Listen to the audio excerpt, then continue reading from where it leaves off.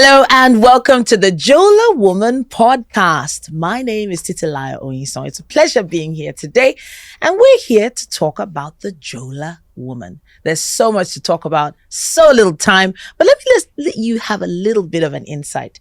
Now, Joela as a brand understand that their customers are not just purchasing products, but also a lifestyle and an image. For the Joela Woman, they strive to project an image of confidence, sophistication, as well as sustainability. They believe that shopping should not just be about accumulating possessions, but also about making mindful and meaningful choices. And hopefully those choices will align with their values.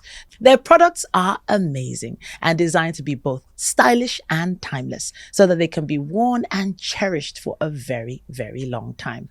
The priority is sustainable and ethical practices in all their production processes so that their customers can also feel good about the impact of what they've purchased. After this quick break, we are going to meet the Joela Woman herself, Yomi Odutola. Stay with us. Hello and welcome to the Joela Woman Podcast. My name is Joelaleather. It's great to be here.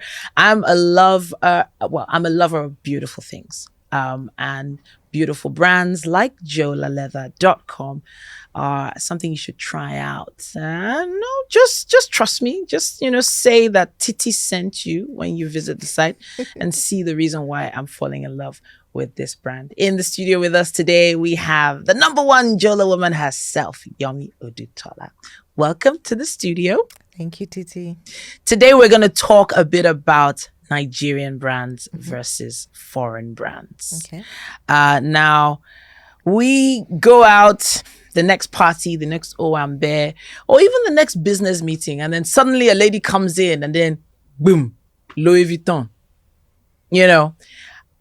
I don't have anything against people using foreign brands, to be honest. But I've also made an extra effort to do what I can to patronize the more local brands because I've seen so many beautiful items. But I would love to know your take on this. Nigerian brands versus foreign brands.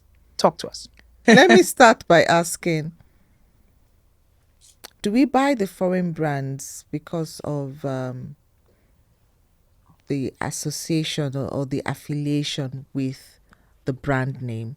Or do we buy the foreign brands because of the quality of craftsmanship? Okay. Now, if it's the latter, then I would say that the Nigerian brands are picking up real fast to deliver on greater and better craftsmanship. Okay. If it's the former, I can't, blame anybody, or I can't say you have to buy this or not buy that. But I would say that I understand that there's a place for affiliation, hence Chanel, Hermes, and all of that.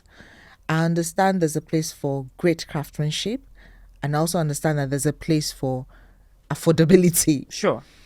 And so with the Joela bags, the Joela Woman typically looks for an affordable bag that is well crafted.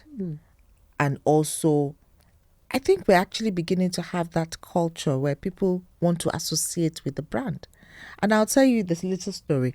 Okay. The logos here are the Joela logo. Yeah. And a lady saw me one day. She said, "Oh, I know this logo." Okay. I said, "Oh, that's Joela." I said, "I know the bags." And she was so happy. And it made me feel really good because finally there's that affiliation that I want to have a Joela bag. I want this logo. And we started actually making the tassel, the arches. Yeah. We started making them as a Joela icon on its own to put on your bags. So that's the journey of made in Nigeria bags and the foreign brands. It's a personal choice, but I would like to say that the Nigerian brands are coming up to par. When we were talking behind the scenes, you used a term. You said the word glocal. Yes. How do you break down the term glocal? I have this friend who, in the early days, she said, "Yomi, I know what your brand is. Your brand is glocal." And I had to ask, what does glocal mean? She said it has global standards with local influence. Amazing. And I said, actually, you're right, because that's what we were trying to portray. All right. The bags are not made here, to be honest, though. Okay. So that's another thing. That is it a Nigerian bag or brand only when it is made in Nigeria? So because I wanted to have that global standards, to be honest, I had it made abroad. Am I saying local standards are not up to par? It depends on what you want as a producer. I wanted that global standard where it will sit on the shelves of any store anywhere in the world. Okay. And they won't say, no, this is Nigerian, this is European, and this is... Sure. So that is also the concept behind Joela. Great craftsmanship. So, yes, we have the international standard craftsmanship with the African Nigerian appeal of the Joela brand. Yes. So I'm thinking about associating being Nigerian with being quality. I know you must have had conversations with many people on this, about people's concerns about quality. How have you been able to address this?